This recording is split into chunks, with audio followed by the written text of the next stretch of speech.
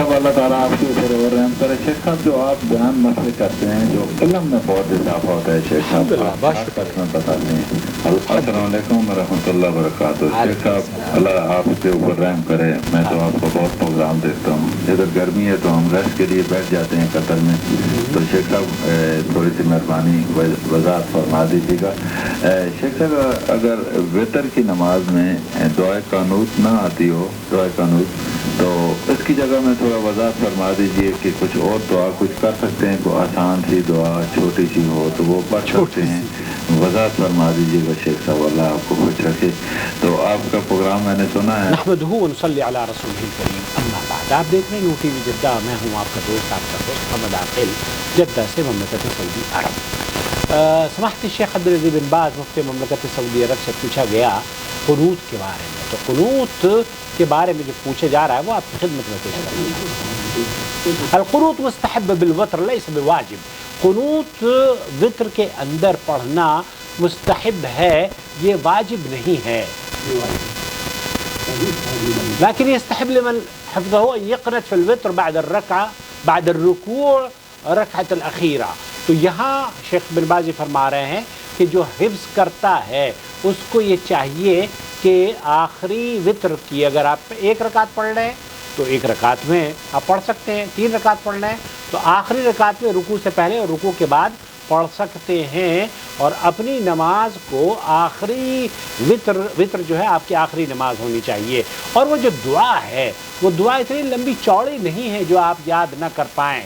अल्लाहुम्मा हदीनी फी मन हदैत व आफ़िनी फी मन आफ़ैत, ये दुआ है जो मैं आपको देखिए लेकर चलता हूँ। शेख उस्मान अल-खमीस इस सिलसिले में क्या फरमा रहे हैं।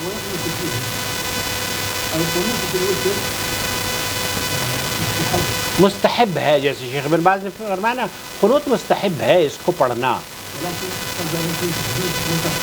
अहले इल्म के दरमियान इस बारे में इख्तिलाफ है कि कब इसको पढ़ा जाएगा। बहुत से लोगों का कहना क्या है, बहुत से लोगों का कहना यह है कि इल्ला फिर रमज़ान में इसको पढ़ना चाहिए सिर्फ।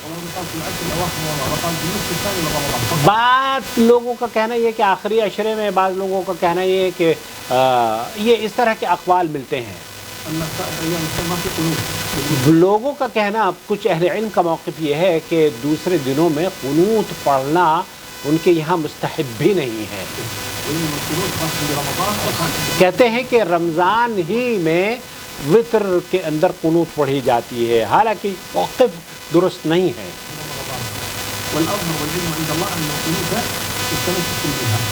जो सही बात है वो रमज़ान के अलावा सही बात यह है कि पूरे साल कुनूत पढ़ी जानी चाहिए और पूरी साल कुनूत पढ़ी जा सकती है। शेख बिन बाज़ से पूछा गया, शेख बिन बाज़ कह रहे हैं कि इसको अल्लाह के रसूल सल्लल्लाहु अलैहि वसल्लम ने हज़रत हसन और हुसैन को जो दुआ सिखाई थी वो आपकी खिदमत में। अल्लम अल हसन इब्न अली, हज़रत हसन को ये दुआ सिखाई थी, दुआ अल कुनूत।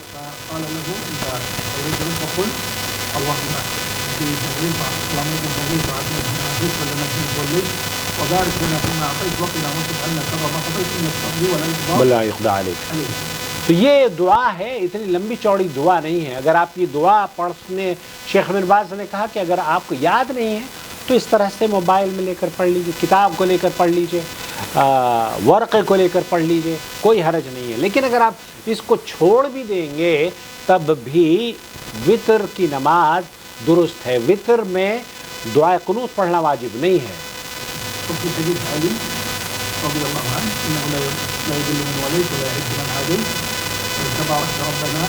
वो ताली तो, और इस तरह के एक चीज़ और शेख बिन बाज़ रहमतुल्लाह अलैह ने बताया कि नमाज में कुनूत सुन्नत है और बाज़ औक़ात ना भी की जाए तो उसमें कोई हरज नहीं है।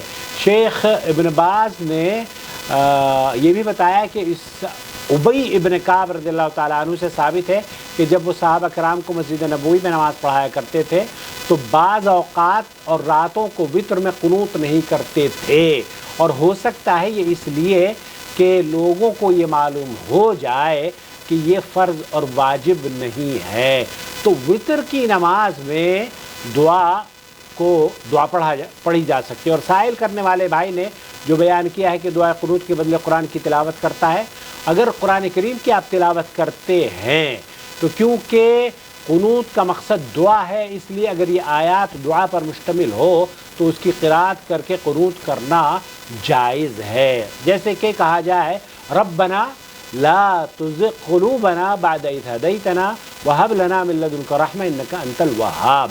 تو جو دعائیہ کلمات ہیں وہ آپ اپنے قنوت میں پڑھ سکتے ہیں، ربنا آتنا فی الدنیا حسنہ وفی الآخرۃ حسنہ وقنا عذاب النار، یا اس کے علاوہ بھی کوئی دعائیں آپ اگر مانگنا چاہیں تو مانگ سکتے ہیں، اس میں بالکل جائز ہے۔ لیکن جو مسنون عمل ہے وہ یہ کہ اللہ کے رسول صلی اللہ علیہ وسلم نے جو حدیث سے ثابت ہے اللہم اہدنی فی من ہدیت، اللہم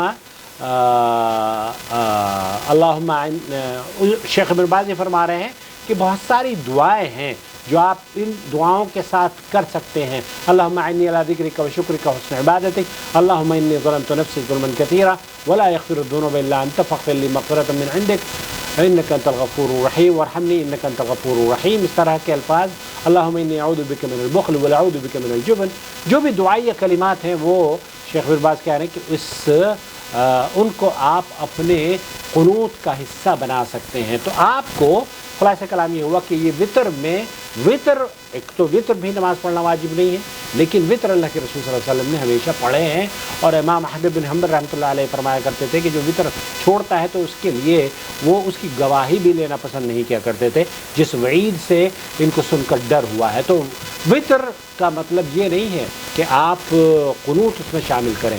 وطر ایک رکعت ہے، 3 رکعت ہے، 5 رکعت ہے، 7 رکعت ہے، یا 5 رکعت کا طریقہ آپ دیکھ سکتے ہیں میرے چینل پر کہ کس طریقے سے آپ کو پڑھنی چاہیے۔ البتہ وطر میں جو احناف کرتے ہیں نا کہ تیسری رکعت میں غالباً اب تو میں بھول بھی چکا ہوں کہ وہ اللہ اکبر کریں گے اور پھر اللہم انا نستعینک و نستغفرک پڑھنے کے بعد پھر رکوع میں جاتے ہیں۔ تو یہ جو اللہ اکبر کرتے ہیں نا، یہ وطر میں صرف ایک مرتبہ کرتے ہیں یہ اللہ کے بندے، پتہ نہیں کیوں اس وقت تو ان کے بتوں میں بغل میں بت بھی نہیں ہوتے، کیوں کرتے ہیں؟ تو اس کا مطلب یہ ہوا کہ یہ قصہ بھی من گھڑت ہے کہ بتوں میں بغل میں بت ہوا کرتے تھے تو اس لیے رفع دین ہوتے تھے۔ بھیا رفع دین آپ بھی تو کرتے ہو نا وطر کی رکعت میں، تو وطر کی رکعت میں جو مسنون طریقہ ہے وہ آپ یہاں میری چینل کی ویڈیو ضرور دیکھیں اگر آپ وطر صحیح طور پر سیکھنا چاہتے ہیں۔ تو وطر مستحب مسنون عمل ہے اور اس میں قنوت پڑھنا مستحب ہے، اور اگر آپ قنوت چھوڑ دیں گے تو انشاءاللہ تعالی وہ درست ہے۔ جیسے اللہ کے رسول صلی اللہ علیہ وسلم کے یہ جلیل القدر صحابی ہیں جن کے بارے میں شیخ ابن باز نے فرمایا ابی ابن کعب مسجد نبوی میں نماز پڑھایا کرتے تھے اور قنوت کو کئی مرتبہ چھوڑ دیا کرتے تھے، اور یہی حرم میں بھی آج بھی مسجد نبوی میں جب امام پڑھاتا ہے نا قنوت کئی مرتبہ چھوڑ دیتا ہے، واللہ کئی مرتبہ۔ اب رمضان آنے والا ہے، اللہ تعالیٰ مجھے اور آپ کو توفیق بخشی کہ رمضان بار بار آئے ہماری زندگی میں، تو رمضان میں قنوت چھوڑنے میں کوئی حرج نہیں ہے۔